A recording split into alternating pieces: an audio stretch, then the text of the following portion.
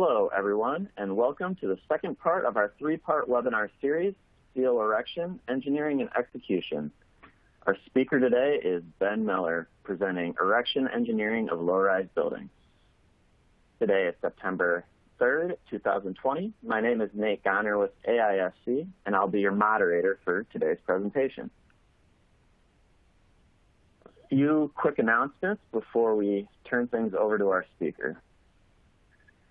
All participants for this webinar are in listen-only mode, but our presentation is interactive. You can use that Q&A window to submit questions to our speaker at any time during the presentation, and we'll address as many of those questions at the end of the presentation as time allows. You can also use that window if you happen to have any technical difficulties. We'll do our best to help you through those issues. There is an icon, a green icon with a piece of paper on it on the bottom of your screen that gives you access to a resource list. And in that list, you'll find access to the course handouts of the slides available for download. That list also contains AIA information. AISC is a registered provider with AIA, the American Institute of Architects, and this program is registered with AIA for continuing professional education. In that resource, you'll find the course description and learning objectives for this presentation. And those pieces of information, the description and the learning objectives, were also on the slides leading up to the presentation. We do intend to fulfill the AIA learning objectives today. The resource list also contains information on how to claim PDHs, which I will discuss at the end of the presentation today. And finally, I do need to let you know for legal reasons that today's presentation is being recorded. That's my final announcement at this time. I would like to introduce today's speaker, Benjamin Miller. During his career at Ruby & Associates, Ben has worked on projects ranging from building design to connection design to heavy lift engineering before finding his niche in erection engineering. In his current role, Ben works on complex projects for a variety of recognizable clients, including NASA and the United States Military Academy. Ben holds a bachelor's in science and civil engineering from Lawrence Technological University and a master of science in civil engineering from Wayne State University. He is a licensed professional engineer in Michigan and a licensed structural engineer in the state of Illinois. Ben, thank you for being here today, and I will hand it off to you. Thank you, Nate, for the introduction. I want to welcome everybody to today's afternoon session. As Nate mentioned, today we're going to be delving into the topic of erection engineering of low-rise buildings, and this is our second part of the three-part series. Today's presentation, we're going to go through some introduction information, some industry codes, standards, and guides, and then we'll move into the stability analysis, some effects of staged construction. As Nate mentioned, I've also done some connection design work at Ruby & Associates, so one of the topics will also be how connection design affects the stability of the structure during erection. And then we'll summarize and finish the presentation after that. So first, I'd like to begin with what is a low-rise building. ASCE 710, and I'm using that reference because some of the later codes and standards that we're going to go through reference back to ASCE 710. I believe the definition is the same in the latest code, but that's what we're going to use today, is 7-10. So for a building to qualify as a low-rise building, it has to meet two criteria.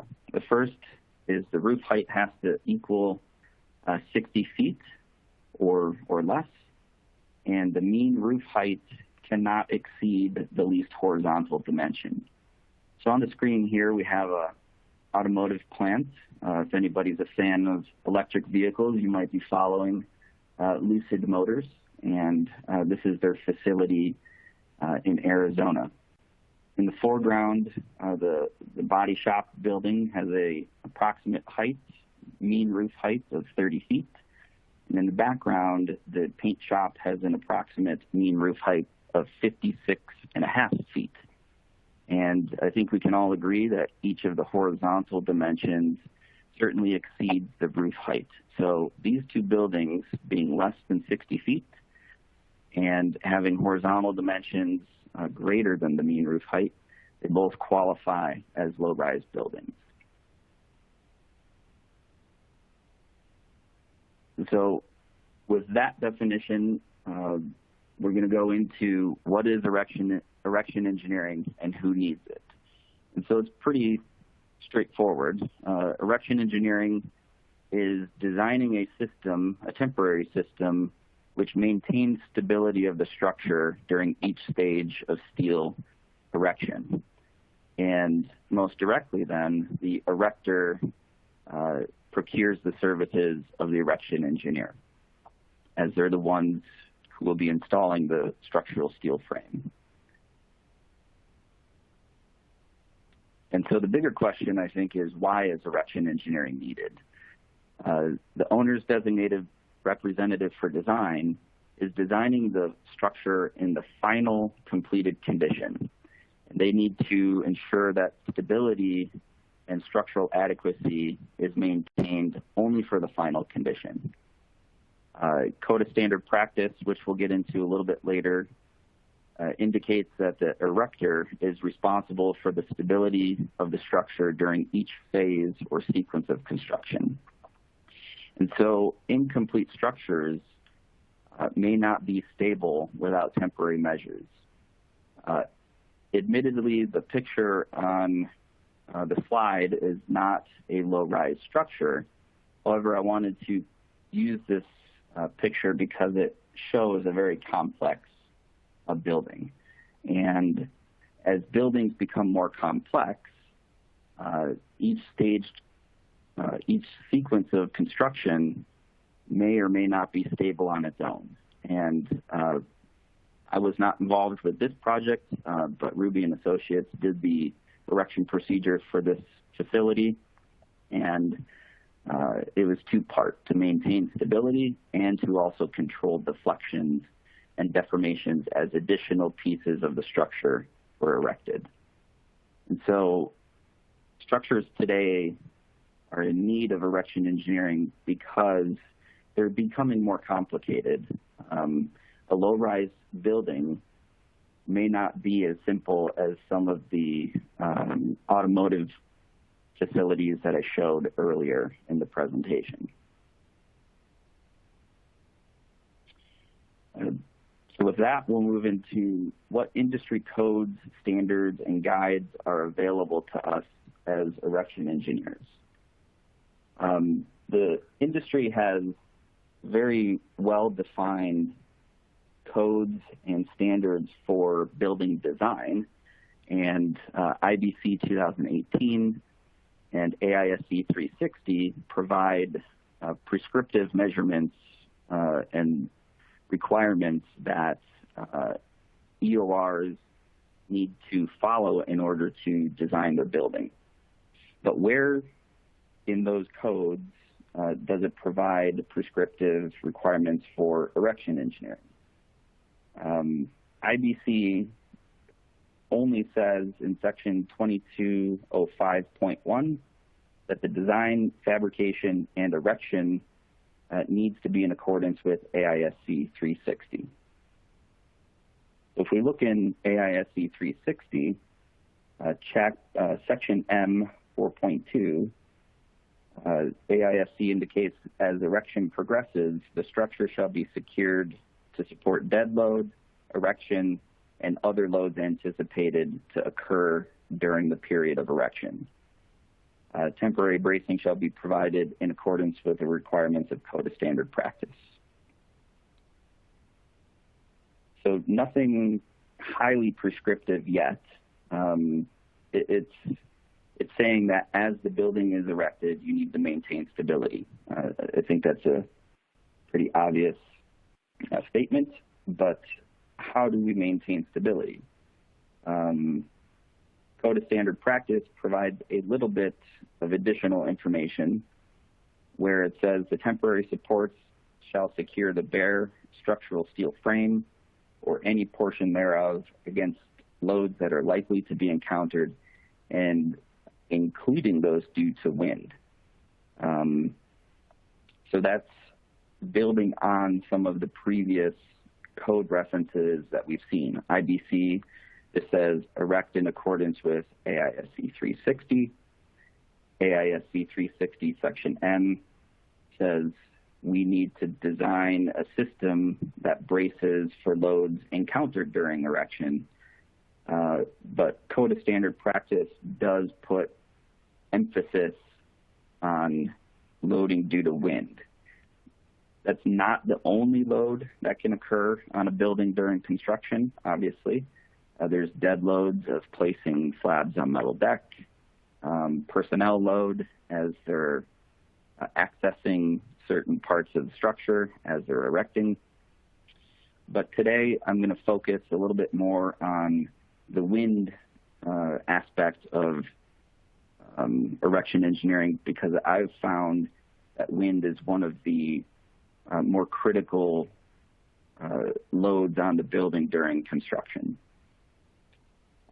Section 710.4 also provides a bit more information, saying that the temporary supports shall remain in place until the lateral force resisting system and the connecting diaphragm elements defined by the owner's designated representative are installed.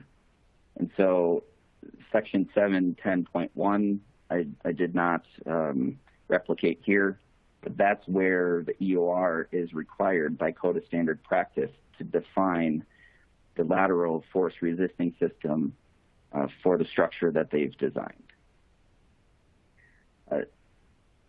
Really, the codes and standards available to the erection engineer, to the EOR and the design professional don't provide explicit guidelines in terms of what kind of loads to be designed during erection. And so on the next slide, I've crossed out codes because as far as I'm aware, there is no governing code that defines what a steel erection engineer has to design his or her stability plan for. Having said that, we do have some standards and guides. ASCE 37-14, which is design loads on structures during construction, and AISC Design Guide 10, which is the erection bracing of low-rise structural steel buildings, which is today's topic. So I'm going to be focusing a little bit more on Design Guide 10, which references ASCE 37 in a couple of chapters. So because there's no defined code governing what an erection engineer has to design for during steel construction, that this type of engineering affords the engineer a little bit more leeway and using engineering judgment to determine if their system that they're designing is sufficient to maintain stability during construction. And again, focusing on the wind aspect, ASCE 37, Chapter 6, talks about wind loads on the structure during construction, and it references, again, ASCE 710, which is why we're using that version of the code. And it basically says, do the exact same procedure as if you were designing the building, with the exception of 6.2.1.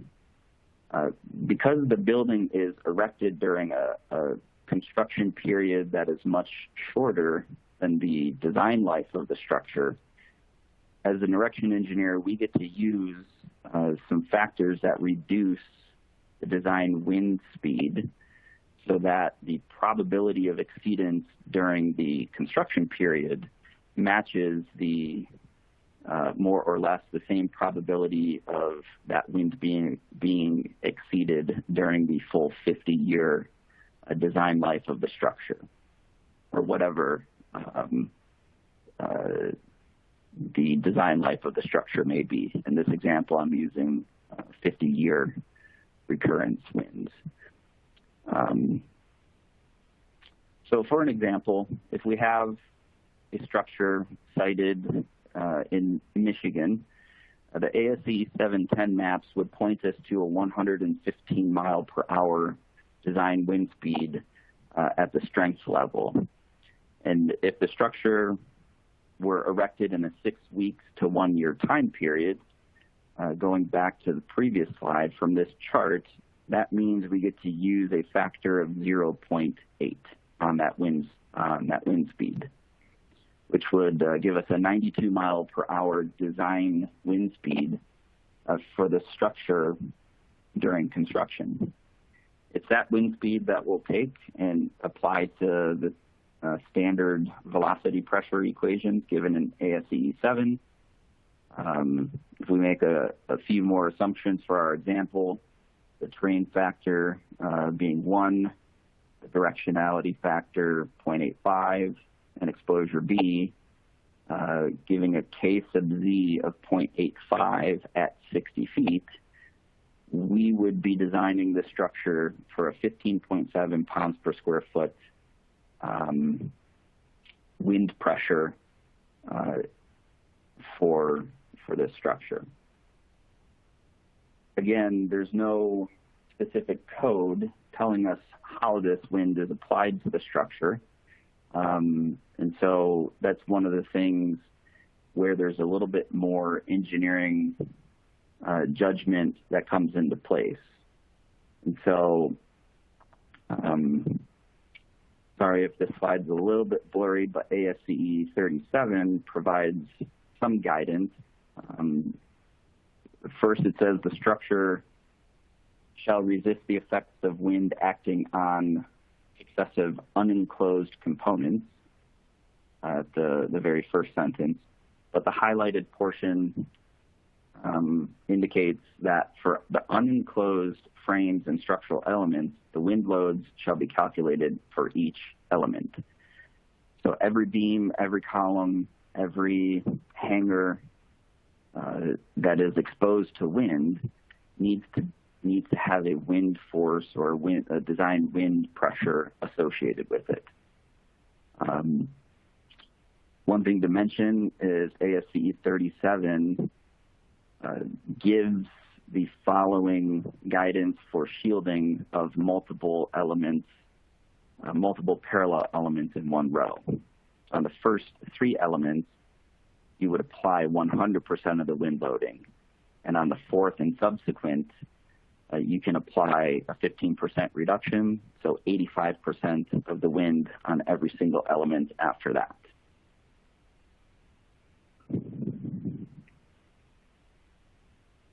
So if we have an example structure and we look at it end on, one of the questions that an erection engineer might ask themselves is it appropriate to use ASCE 7 wind loads on other structures, which is Chapter 29, and do the beams and columns approximate freestanding solid signs?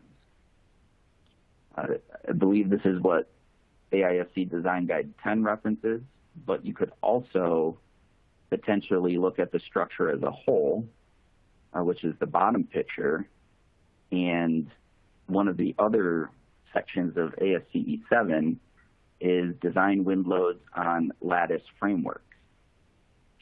And lattice frameworks are kind of defined as elements that have regular repeating pattern to them, and this building in isometric view certainly looks like it's a lattice framework.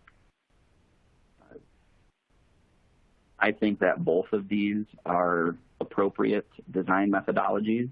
I've used both in erection engineering, And we'll go through an example today that shows, at least for this example, each methodology is within a small percentage of difference of each other.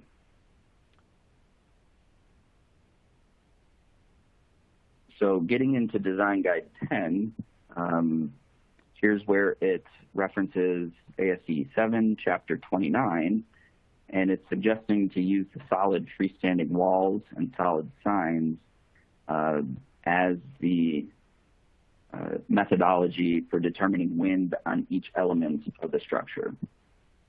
And so given ASCE 7, the overall force on your structure would be the velocity pressure times the gust factor, C sub S, which is a shape factor, and A sub S, which in this case is an effective area that is projected to the wind. One thing that Design Guide 10 allows us to use is an equation from a German standard, DIN 1055, and it provides additional shielding of multiple parallel elements. It does that through this equation here. In this equation, A, or A sub S, would be the final overall factored area for the structure. Eta is the stacking factor, which we'll look at the chart next for that. N is the number of elements along that parallel row. And A sub 1 is the area of a single element. So getting into the figures that go along with that equation, the A sub D ratio is the spacing to depth ratio of the elements that you're considering. And so in figure 2-1, the upper figure shows solid elements, and the lower figure shows like an open web steel joist, maybe trusses, or something along that line. So we can apply this methodology to either solid shapes or open shapes. In figure 2-2, we enter this figure with our A over D ratio, which are the solid black lines that are horizontal from 0.6 to 1, and then they go off diagonally as you get to the left of the ratio of 0.6. And the solidity ratio is the bottom axis. For our example today, we're going to be talking about structural steel beams, wide flanges, and structural steel columns, also wide flanges. So the solidity ratio of our elements is going to be 1. There is no net area to gross area like there would be if we had trusses or joists of some sort. So going through an example, if we look at the elements that are boxed in red, and we're looking at an easterly wind, beams being W21 by 50, spanning 40 feet north to south, and the spacing is 10 feet, we can plug all of our information in with the spacing to depth ratio of approximately 5.8. The number of elements, so the number of W21s is 20, and the gross area of a single W21 spanning 45 feet is 78 square feet for this example. We can plug all that into the equation from Design Guide 10 and come out with a stacking factor, eta, of 0.36. I typically a little more conservative in my erection engineering because we don't have very well-defined, stipulated, codified requirements. And so I like to be a little bit more conservative. So I would round this up to a stacking factor of 0.4, which would increase my effective factored area just slightly. But the factored area for this example, for this bay of steel, is about 334 square feet. So this is a replication of the figures from Design Guide 10, and you can see if we're on the right-hand side at a solidity ratio of 1, if we go between 5 and 6.3, draw a line across, we're about 3.6, maybe 3.7, and so because of a little bit of uncertainty, I've rounded up to the 0.4 like I stated before. And so that is how I would go through applying wind load to a structure initially, and then moving into the stability analysis, there's two considerations. There's the global stability of the structure as it's erected, and then there's local stability of specific elements. So we're going to focus on the global stability for now, and we're going to use that structure that we saw before. This is actually one of the example system design buildings from AISC 14th edition, actually, instead of the latest edition. But this building is 120 feet wide, 210 feet long, and a mean roof height of 54'6".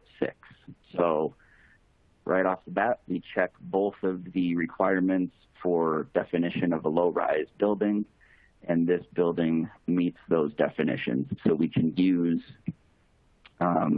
Design Guide 10 because it's intended for the low-rise buildings.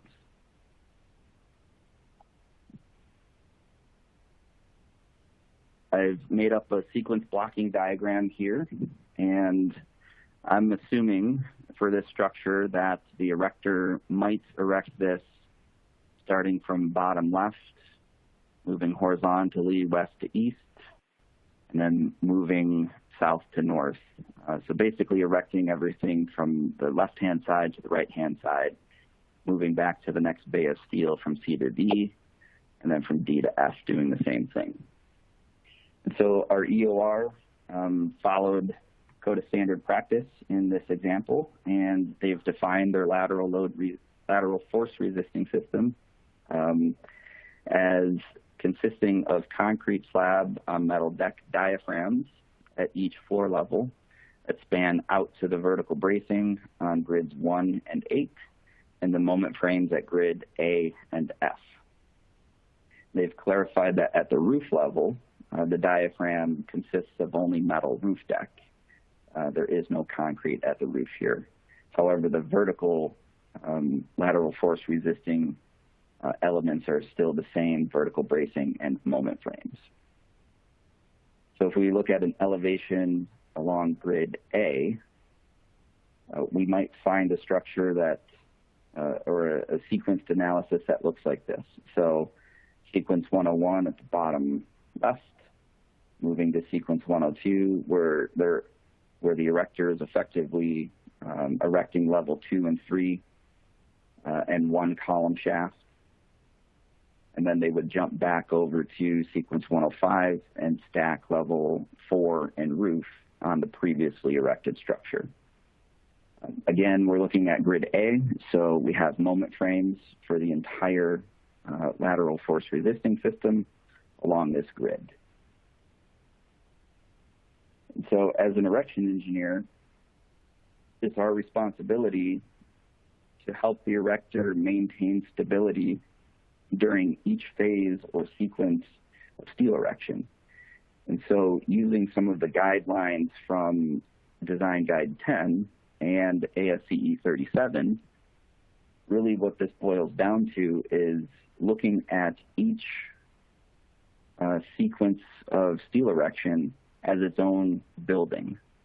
And so in the upper left would be sequence 101, Then below that would be sequence 101 plus 102, working our way from 101 to 104 at the bottom, then coming back and stacking sequence 105, 6, 7, and 8 on top.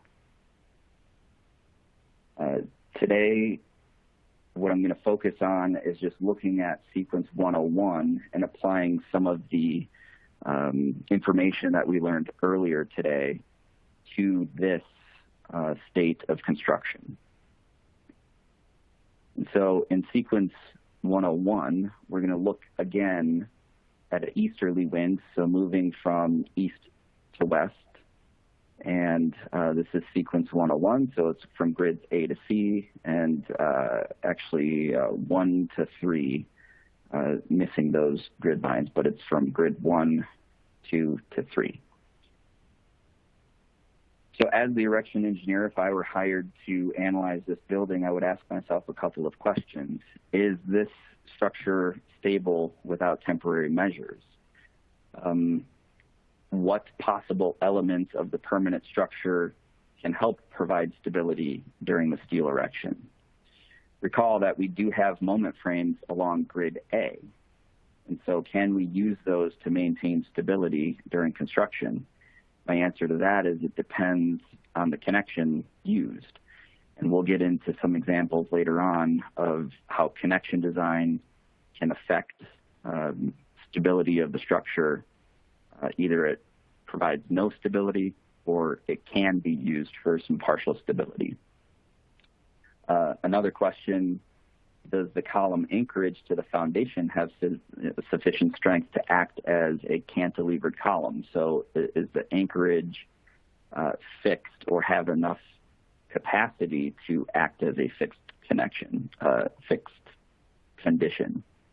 And again, that depends on the anchorage design, the size of the anchor rods, the embedment depth, etc. And then you'd have to follow that through to, does the foundation itself have the capacity to resist some overturning moments and the associated shear due to the wind?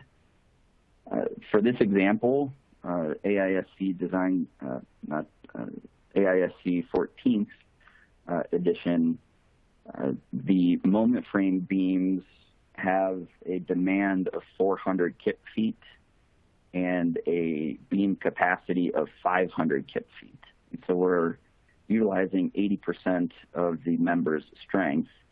So in this case, I would assume that the EOR would specify a CJP, complete joint penetration weld at the flanges to the columns.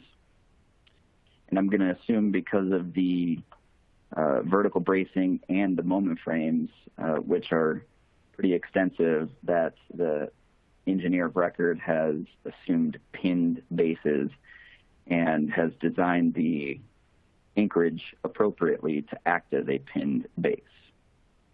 So for this example, initially we're going to assume field welded CJPs at the moment connections and no fixity of the base at the column anchorage. So if we go back real quick, just to recall that we had gone through this example, we would be applying 15.7 pounds per square foot of wind to this structure. One thing I want to note is this is the pressure that's up at a height of 60 feet with a K sub Z equal to 0.85. We are looking at, if we go back a slide, only levels 2 and 3, which are lower than that 60 feet. But for simplicity of this example, I'm applying one uniform pressure to the structure as we're following through the sequence direction. So I'm going to use the 15.7 pounds per square foot that would occur up at 60 feet and just apply that to the entire structure. That may end up being overly conservative, and you can certainly go back and determine an appropriate wind pressure at every level of steel, level 2, 3, 4, and roof. So if we follow AISC Design Guide 10, which recommends using ASCE 710 section chapter 29.4 in solid signs, what we can do based on the ratio of depth to length and how high the element is, we can figure out what our C sub S is, which is the force coefficient acting on that element. And so for one of the typical beams, the W21 by 50, the force coefficient would be 1.9, and accounting for shielding per the Design Guide 10 methodology, which we saw earlier, the total factored area at each floor of sequence 101, so every W21 with the appropriate stacking factor applied, the total factored area at each floor for just the beams is 172 square feet. We plug all that information into ASCE 7. You would need to design or analyze the structure for about 4,400 pounds of force at each floor just due to the wind. Applying the same methods to the columns and pulling the shape factor out of this figure 29.4-1, each grid line A and C, since we're talking about an easterly wind here, each grid line needs to resist about 2,600 pounds of wind force just due to the columns themselves. If we take these values and determine how much base shear is on just grid A, it's about 7,000 pounds of lateral force that we need to resist. Moving into the second design methodology that I mentioned before, ASCE 710, 29.5, which is lattice frameworks. If we look at the structure of the lattice framework and figure out the solidity ratio, which is epsilon in this figure, and we're looking at flat-sided members, the overall ratio of solid to gross area for the structure itself falls within this range of 10 to 29% solidity ratio. And so the entire structure in this case would be looked at as if it has a shape factor of 1.8, slightly less than what we saw before of 1.9 for the beams due to section 29.4 of ASCE 7. What I do want to clarify real quick is in section 29.4, the columns would have a shape factor of 1.8 due to their size and shape and height for sequence 101. And so we're looking at very similar shape factors, and overall, the force on sequence 101 from Lattice Frameworks methodology is about 13,500 pounds, which is 6,750 per grid line. And if you recall the other methodology, we were looking at about 7,000 pounds of design force. And so these two sections, for our example here, are very comparable, and I would say either methodology is appropriate in this case.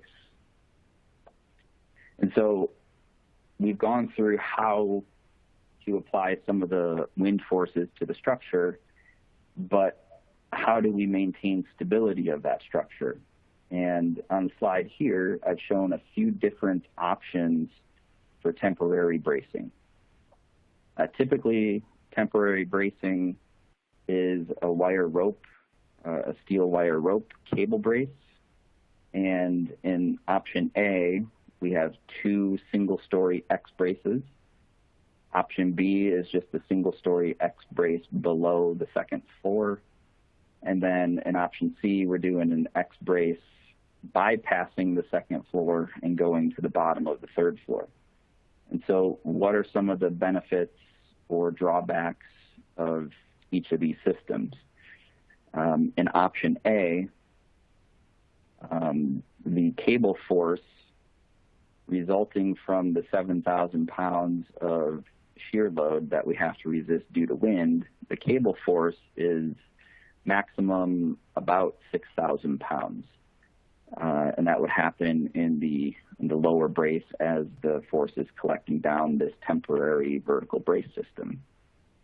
In option C, we're removing the upper brace and letting the column do a little bit of work to take the load from the third floor down the column and bending and then out into our temporary cable brace system. One of the benefits here is the cable bracing, the quantity is half of option A. And so the number of cable brace locations and the number of end terminations that have to be connected for this cable bracing is less than in option A. The drawback here is the cable force is higher, in this case, just over 11,000 pounds. In option C, the maximum cable force is about 6,700 pounds, and so slightly more than option A, but it has some of the benefits of option B, where we have half of the amount of locations of cable bracing, but we still have longer cables that would have to be installed for this condition. Excuse me. One of the other drawbacks to option C is when the metal deck installer, which is typically not the steel erector, when they come and place their metal deck on level 2, they're going to have to cut their metal deck in and around the cable bracing that bypasses that floor. So that causes some headaches for other trades that are on site. So cable bracing design from an actual project that I've worked on, it's pretty simple to depict. Section A is 2 lines of cable bracing. So effectively, if you need a lot of load carrying capability, but you want to cut the number of locations down, we might go up and back down with some cable bracing, versus in section B, this would be a single line of cable bracing. So if the end terminations are appropriately designed, section A would have twice the capacity of section B in terms of temporary cable brace capacity. The end termination details, typically what we would specify is an angle on the back side of the column, and then a choker around the column, and then we would string our cable bracing through that choker. And at the bottom, we'd have a turnbuckle so that the cable bracing can be initially tensioned to a suitable level. The angle on the back side of the column is needed so that the cable bracing does not slide either down or up the column and then become ineffective. There's no testing that I know of that has shown that wrapping the column a couple of times with a choker and making sure that it bites back on itself, there's no testing that I know of that shows that maintains enough capacity and friction to resist any kind of sliding. And so we provide an actual physical means to prevent that cable brace from sliding. As an alternate to this, if the erection engineer and the erector are brought into the project early enough, we can design like a simple shear plate type connection with a shackle through it, where our cable bracing would be able to string through the shackle. And ideally, those lug plates would be attached in the shop and already in place for the erector once they got to the field. So here are some pictures of what some actual cable bracing looks like when it's applied in the field. In the left-hand picture, there are a couple turnbuckles at the bottom, again, so that the iron workers can tighten the cables such that they're effective immediately under any kind of lateral loading. And on the right-hand side, what they've done here is string the cable and terminate it above the steel floor elevation, which serves the same purpose as the keeper angle on the backside of the column, prevents the cable brace from sliding down the column. However, this type of scenario introduces again the issue of metal deck installation. This goes through that floor, and so metal deck would have to be cut in and around that cable bracing. So that's one example of a typical steel frame structure and how we might provide some lateral stability to that structure during construction. And I've only gone through sequence 101, but we would repeat this process until the building is finished.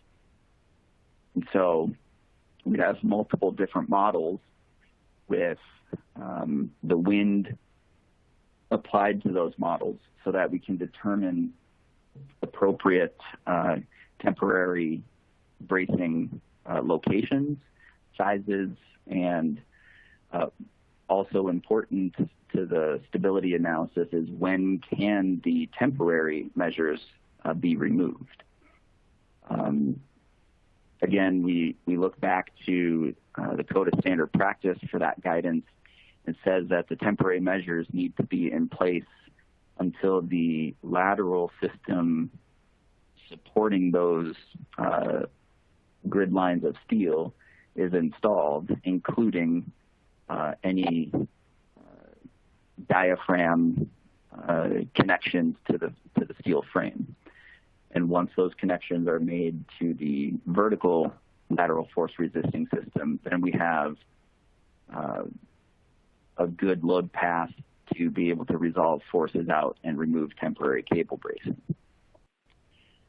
The next example that we're going to go through is a little more unique in terms of what kind of structure it is. It's certainly a low-rise structure. However, the steel framework is gravity supporting only. The lateral load resisting system in this case is exterior or perimeter precast shear walls. And so the horizontal diaphragms at each floor, once they're tied into the precast, that becomes the lateral force resisting system in the final structure. I didn't replicate it earlier on in the presentation, but Code of Standard Practice does indicate that the EOR needs to identify not only the lateral force resisting system on their drawings or within the design documents, that could be in the specifications or on the drawings or whatever it may be, it just needs to be present. They also need to define if the lateral load resisting system is anything other than structural steel, so that the structural steel erector understands non-structural steel elements provide lateral stability to the structure, which is the case for this building. So two options are available to us. We can either start erecting the steel frame first and then install the precast panels around the outside, or the precast panels could be installed first and then the steel frame fit within. That's a little bit more involved because you're already trying to fit steel within a structure that's already there, and so tolerances for installation become a lot tighter. And so in this case, for this project, the steel framework was erected first, and then the precast brought up to the erected portions of the steel. And so since we knew that the lateral force resisting system was precast, we know that the structural steel frame is not designed for lateral load resistance. And so initially, right off the bat, we know that the structural steel framework is very likely not stable under its own when it's standing on its own. So in this slide, this is a model view, a section just kind of through the building at a random grid line. The precast panel supplier, they have their erection engineers, and they will design a tilt-up wall brace for the loads that are imposed. The PCI, the Architectural Precast Concrete Code, says that after erection, each panel must be stable and offer resistance to wind, accidental impact, and loads that may be imposed due to other construction operations. In our cases here, if there's a lack of communication between the steel erector and the precast erector, the loads from the steel may not be accounted for by the precast erector and vice versa.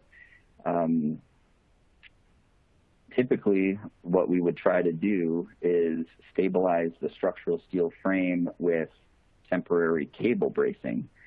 And while cable bracing has high capacity to weight ratios, it's very flexible. It can stretch under any lateral loads. A precast wall with a tilt-up wall brace, which is typically a pipe brace or similar, there's a lot of proprietary systems out there. But they're hard bracing. They're very stiff. And so this type of bracing, working in conjunction with a cable braced system, may not provide a continuity of lateral deformations due to wind. And so in this scenario, the steel framework is trying to resolve the majority of its load into the stiffer elements, and the load always goes to stiff elements. And so in this case, if there were no communication between the precast erector and the steel erector, you could get some overload conditions on the precast wall and on the tilt-up brace.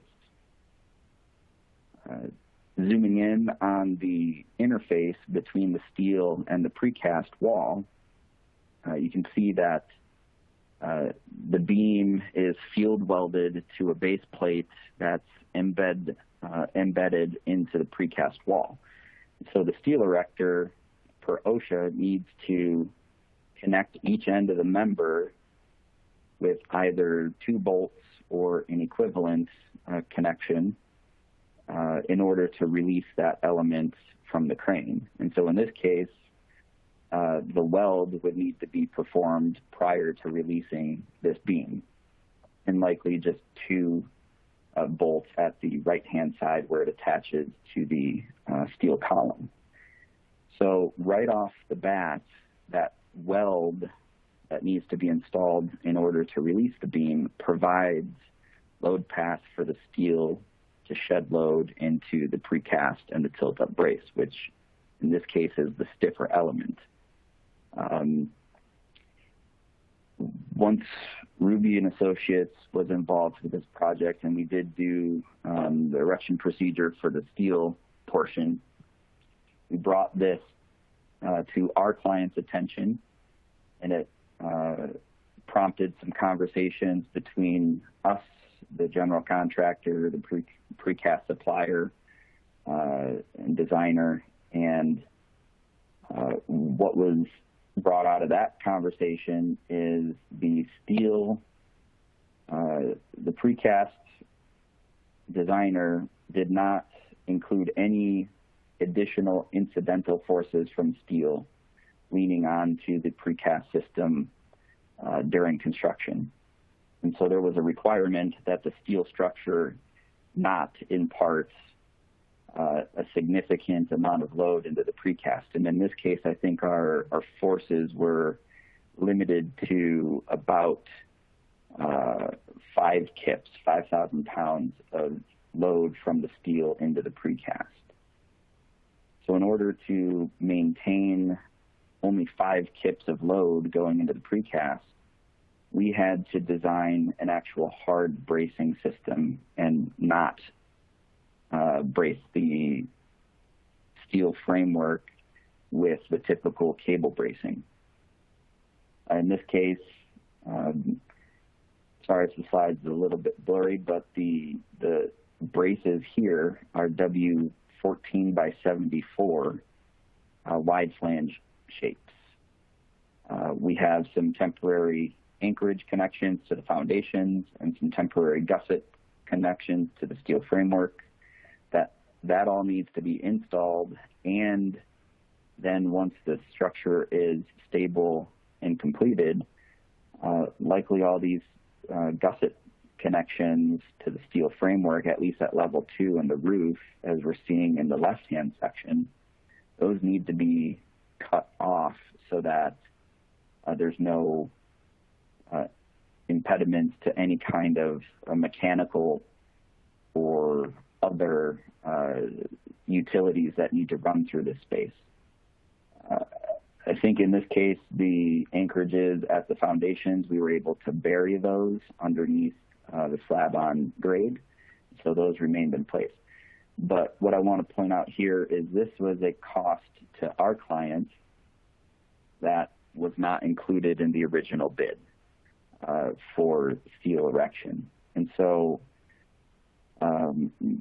using non-structural elements as the only lateral load resisting system can cause the erection engineering, or at least the temporary measures, to increase significantly.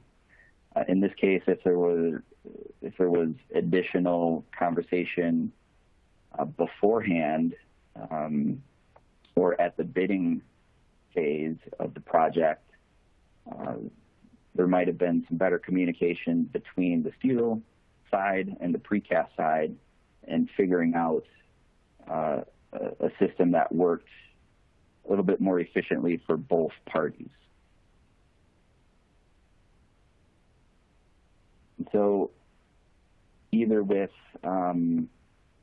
temporary cable bracing, which is more typical, or a hard bracing system like we're seeing on the screen, as an erection engineer, again, we're required to maintain stability of the building during construction. And so in these ways, we can provide stability as the structure is erected, to the full structure, the global stability of the structure. But another part of erection engineering is looking at local stabilities. And for that, I'm going to, again, use an example that's not defined as a low-rise building, but the topics that I'm going to discuss apply equally, whether it's low-rise or high-rise. So in this case, we have a crane building. It's got some long span trusses between each crane bay. What we're going to do is look at the stability of the 100-foot long trusses, not only at the member's initial set or release from the crane as the erector is erecting these trusses, but also is the truss stable under the crane hook itself. So first, truss stability under hook. In this case, what we'll do is determine the picking points or where to lift up on the trusses in order to maintain stability of the truss as it's being flown up by the crane. For this truss, the top cord is a W12 by 40, and the bottom cord is a W12 by 58. I believe the 12 at 40 is a 8-inch wide flange, and the 12 at 58 is 10. Don't quote me on that. I think those are the flange widths of each cord member. So in this case, the bottom cord of the truss has a little bit more stout section, and the top cord is a little bit lighter because in the final structure, the roof elements, the purlins and the roof deck provide enough lateral bracing such that the unbraced length of the smaller member is sufficient in the final structure. So truss stability under hook, if we lift up on this truss at the pick points that we see in this view, albeit I mirrored the image with the analysis, you can see that the bottom cord is completely in compression, and the top cord is in compression between the lifting points and in tension, so the blue shaded area is outside of the lifting points.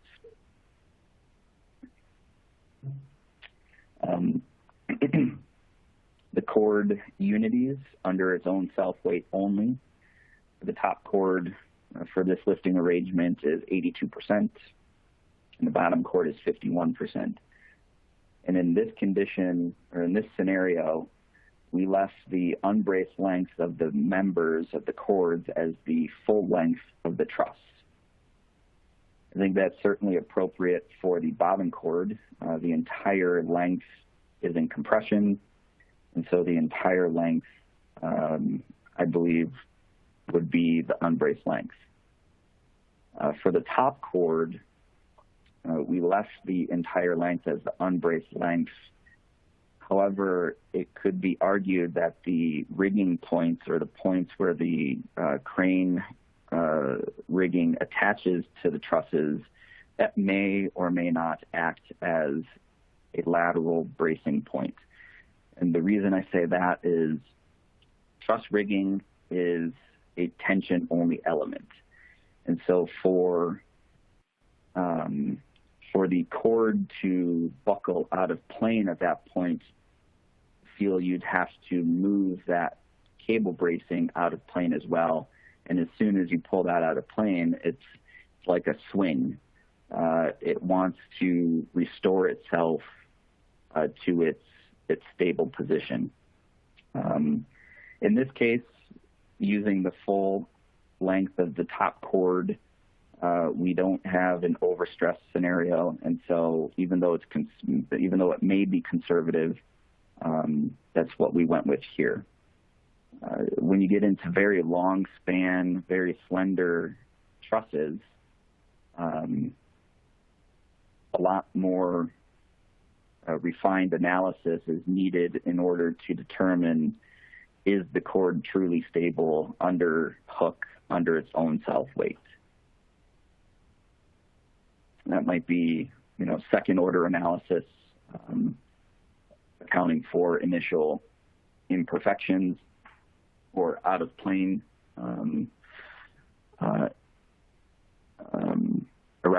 not erection tolerances, but connection tolerances as the segments of the trusses are connected together. Looking at the same truss, though, at set, and what that means is attaching the ends of the truss to the supporting structure and releasing from the crane. At that point, the top cord would become the compression member, and the bottom cord would act as the tension member, as it's likely to do in the final structure. I don't recall if there was continuity across the column lines in this case, but if we're erecting only the first truss at, say, between the left-hand column, and I jumped back to slide 44 just real quick. So the left-hand column and the second from the left, if that's the first truss installed, there's no 75-foot truss previously erected to act as continuity across that grid line. So for this truss, the upper chord, the top chord unity is nearing 6. So that requires us to provide some temporary stability and cable bracing for the top chord of this truss. And in this case, we use some guy cables in order to stabilize that top chord and prevent it from buckling under its own self-weight once it's released from the crane. So in elevation view, what we were able to do is drop a cable to some dead men, which were just jersey barriers, and wrap a previously erected column and be able to stabilize the cord in that manner. Using the temporary guy wires, we were able to get a scenario that worked just fine for the top cord. However, it's just additional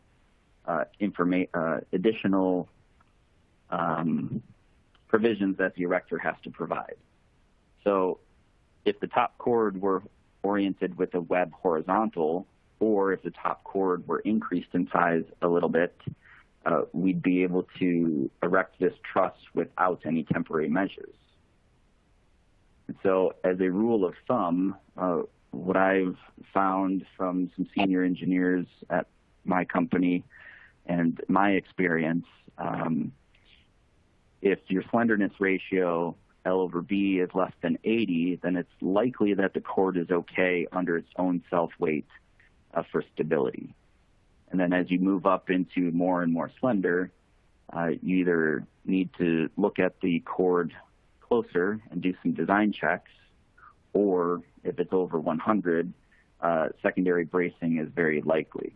So in our example, the L over B ratio for that W12 by 40 top cord was 150. So it certainly required some additional temporary bracing measures.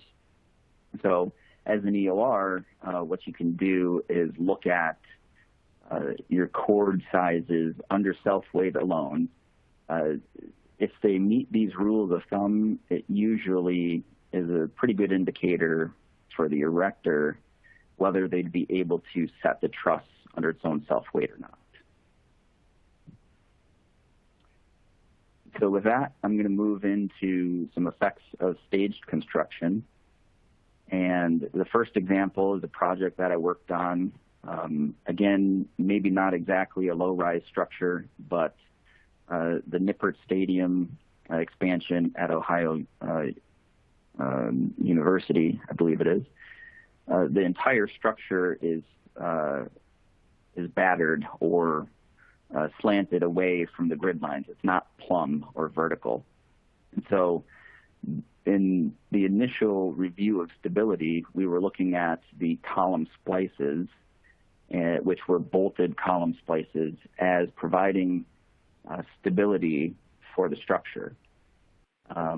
In this case, the concourse slab on metal deck, which is the first level here, that would have been poured and cured prior to erecting above. And so we have the lateral diaphragm that we need to be able to resist lateral loads and be able to support some of the upper structure. If we didn't include the temporary cable brace like I'm showing, like we did, the chart on the right-hand side shows some additional dead load moments that would be imparted to the structure and locked into the structure just due to an erection sequence procedure. And so some of the effects of erection steel erection is you may induce some additional moments or forces that weren't necessarily accounted for in the original design. In this case, those forces were too high, and we had to include the temporary cable brace to resist some of that demand. In the second example, we have some long span trusses which require shoring near their midpoint. So during construction, this shoring point changes the forces within the structure, within this truss that the engineer of record has originally designed for. And in this case, I put a really quick hand markup together of here's the forces in this particular truss under the shored condition. And we were able to determine that these forces, while different from the design forces, did not overstress any of the members nor any of the connections. And so those are two quick examples of how some staged construction considerations can affect the final structure and some of the things you have to think about during construction as the erection engineer. And the last topic is connection design and its effect on stability. I'd like to start with the column anchorage, and per OSHA, every column needs to be anchored with 4 anchor rods to resist a 300-pound load 18 inches away from the center line of that column. So the picture on the right shows an iron worker scaling a column, and his weight plus any equipment or tools that he's wearing is the 300 pounds, and he's about 18 inches away from that column center line. Given the anchorage shown on the screen, if that anchorage were subjected to this 450 pound-foot moment, we would find that under tension and compression loads that we're utilizing about 3% of that anchorage's capacity. So no problem meeting OSHA requirements for an anchorage where the 4 anchors are within the footprint of the column. Going back to our AISC 14th edition example, a grid B has a wind column on it, and if we apply the same 15 PSF of wind that we designed for earlier, this column would be picking up a load which would result in about 32 kip feet of moment at the base. So if the anchorage was within the footprint of the column, as we saw before, the concrete breakout strength is now at 146% of capacity, and this would not be a suitable condition. So how can we change that anchorage or the connection detail in order to provide stability for that amount of wind? If we move those same 4 anchors, keeping the size, the grade, and the embedment depth the same, we just move them further out and outside of the footprint of the column. Now we can get this anchorage to work for the 32 kip feet. We're at about a 90% utilization ratio due to temporary loads during construction from wind load acting on that structure. So this is a preferred detail that erectors and erection engineers like to see versus the anchors within the footprint of the column. If you recall, also on grids A and F, we had moment frames, and if they were CJP'd, as they're shown in the left-hand slide, we would have 0 frame action at the member's initial installation. Only once those welds are completed do we get frame action, and that occurs by the detailing gang, which comes on at a later time from the raising gang. the crew of guys erecting the structure. If those moment frames were bolted, as an erection engineer, we could determine maybe you only need the top 4 bolts and the bottom 4 bolts in order to get a suitable amount of capacity to resist the temporary frame action loads needed during construction. And so in that case, we could tell our client, when you erect these moment frames, put your 2 bolts into the web connection, but also put the top 4 bolts in the top flange and the bottom flange. That could preclude us from having to do any kind of temporary cable bracing for that structure. One other detail that I've seen in some industrial buildings is the detail at the left, where a single angle is used with 4 bolts across. AISC does address this condition, and in figure 11-2, it shows, because of the deformation and the strain incompatibility actually between all 4 bolts, only the 2 interior bolts are fully effective. And so you may not get as much capacity out of this connection as you initially think. A different connection that uses only 4 bolts still is a WT connection. This hasn't increased the number of bolts.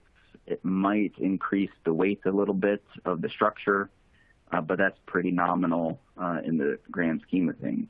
So this type of connection is fully effective, or could be fully effective if we need it to be.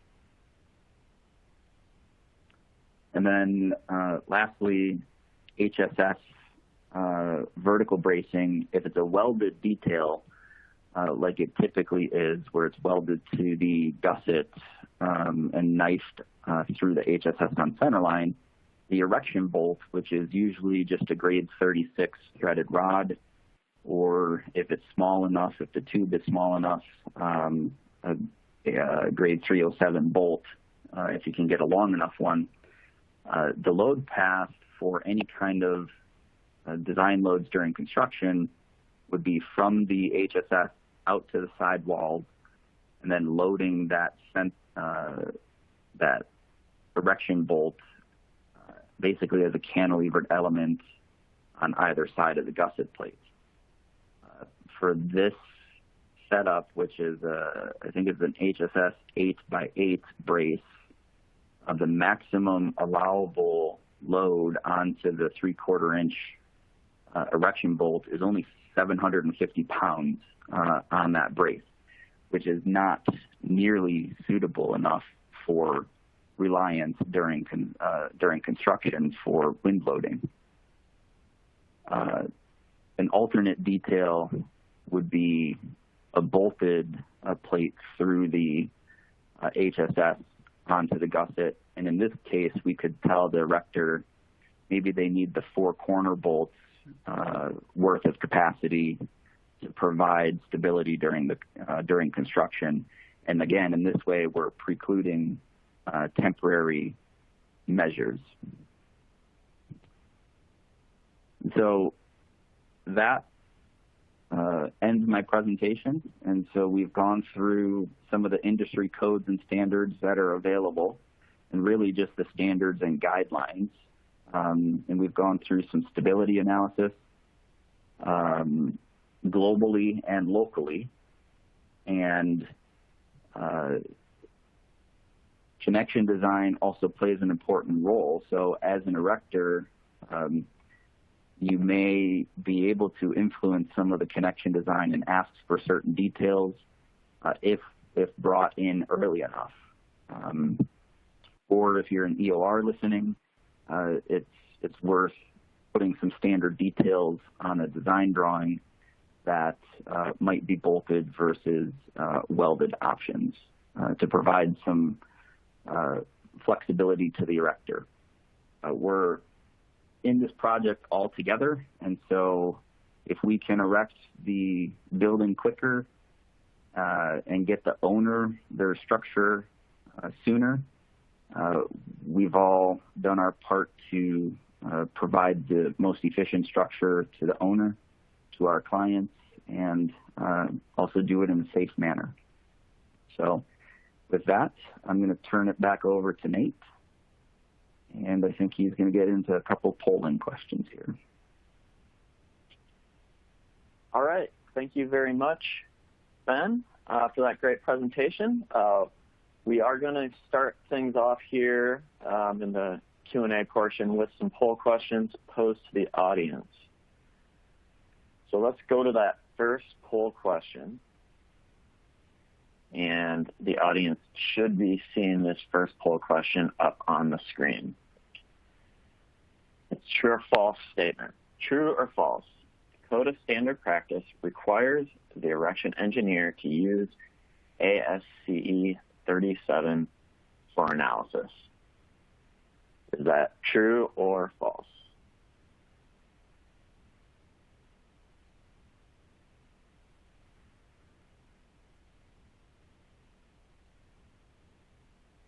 Again, true or false, the Code of Standard Practice requires the erection engineer to use ASCE 37 for analysis.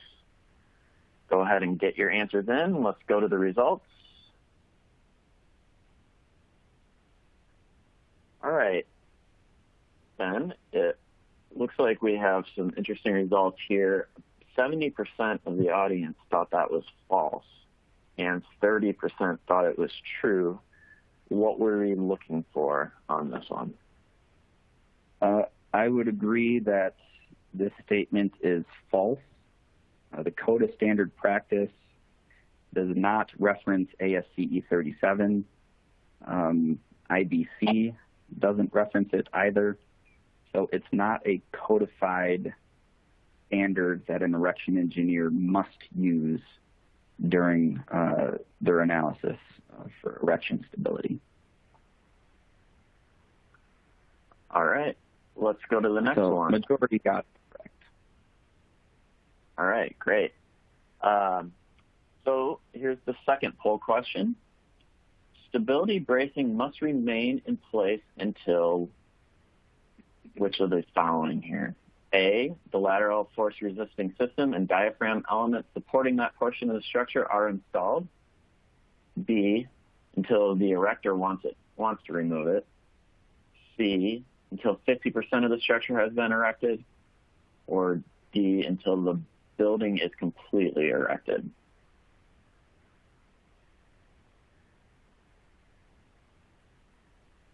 Again, stability bracing must remain in place until which of those four options? All right. Get your answers in, and let's go to the results.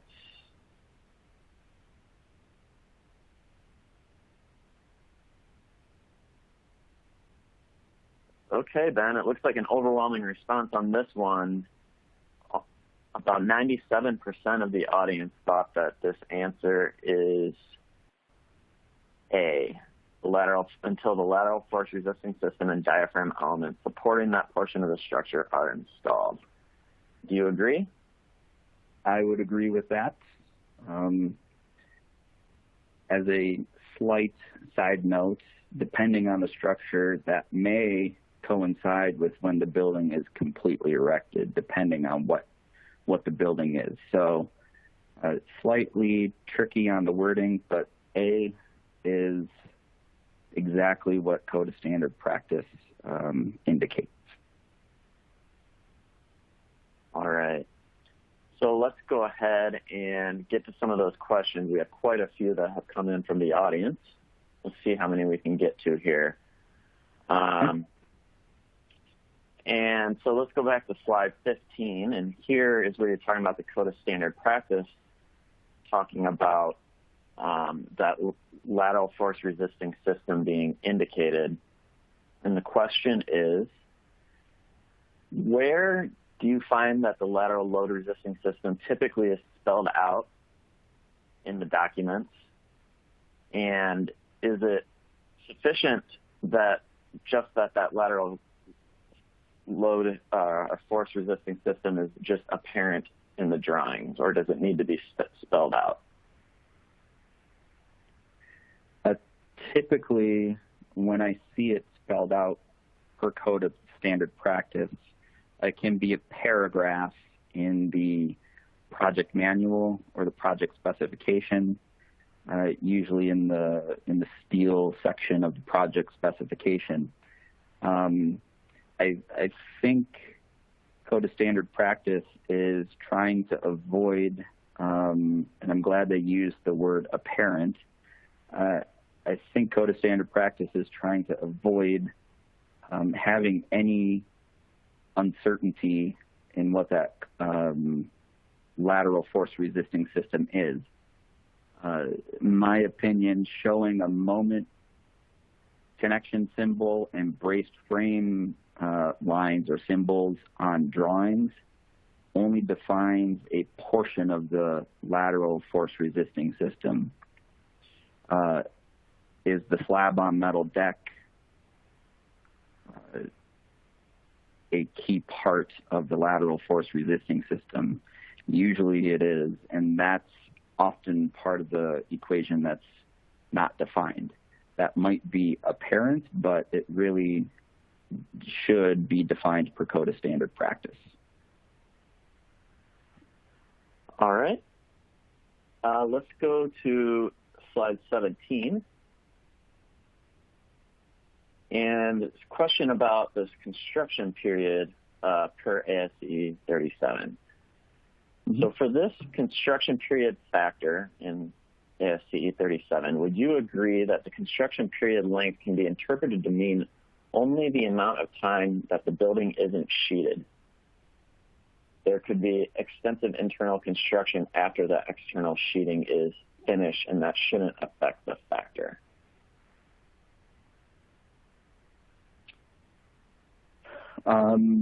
The commentary to ASCE 37 does say that the construction period is from the time that steel starts erection until the exterior cladding is in place. So I agree, there could be some internal construction, partition walls or equipment or something else that may be installed prior to that facade system being in place.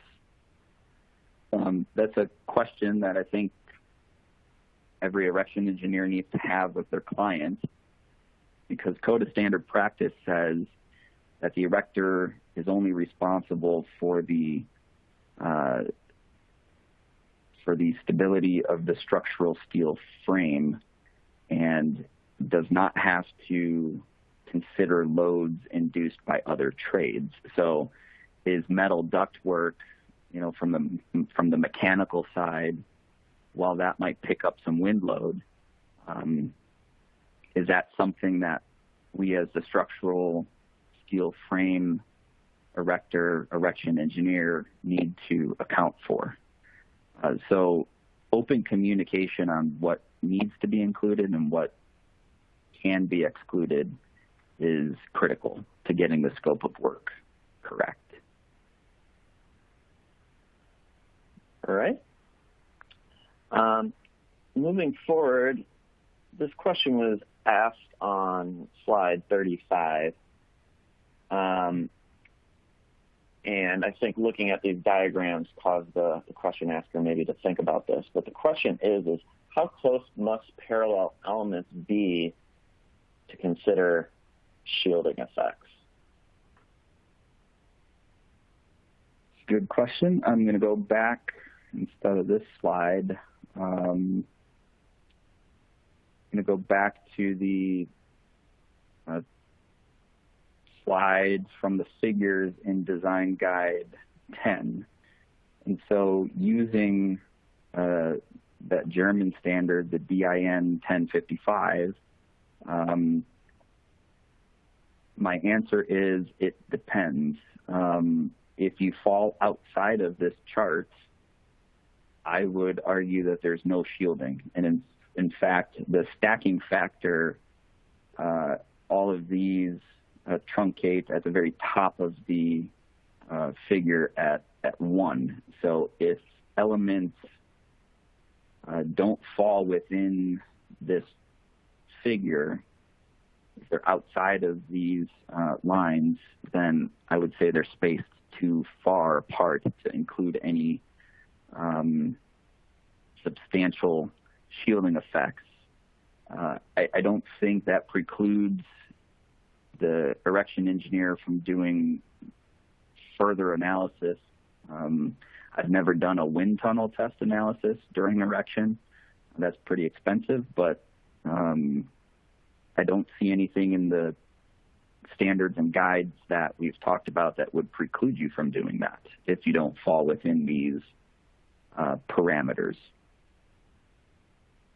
And certainly, real quick, because erection engineering doesn't have any defined codes that must be used, there's some other provisions from other countries, Canada being one of them. I've heard about New Zealand. They address shielding as well in some figures of their own. And so it might be worth looking at several different references to see if shielding can be used or not. All right. Moving to slide 38, there's a few questions about these cables. So let me see here. The question is, do you calculate and specify the tension to make on these cable braces on your project? Specifying an initial pretension force, we do have that in our general notes for our erection procedure drawings. And typically, we're looking in the range of 1/2-inch cable, 5/8-inch cable, 3/4, and so depending on what size, there's a different initial pretension. But the way that we communicate that with the field is how much sag can that cable have in order to be considered pretension to the appropriate amount. So what they can do is string a very fine piano wire or shoot some kind of a laser from one end to the next and measure the drape of the cable. And as long as they're at the required drape or sag or less, then we've met that initial pretension requirement. All right. Getting a little bit past time. Let's try to get to one more question here. And that's going to bring us to this stadium project on slide 54. And this is actually, there's two questions here. First one is, does the EOR specify the need for cables in their drawings to resist the moment due to the sloping columns on slide 55? And then the second question is, how is, on a project like this, how is an appropriate limit on locked-in forces determined?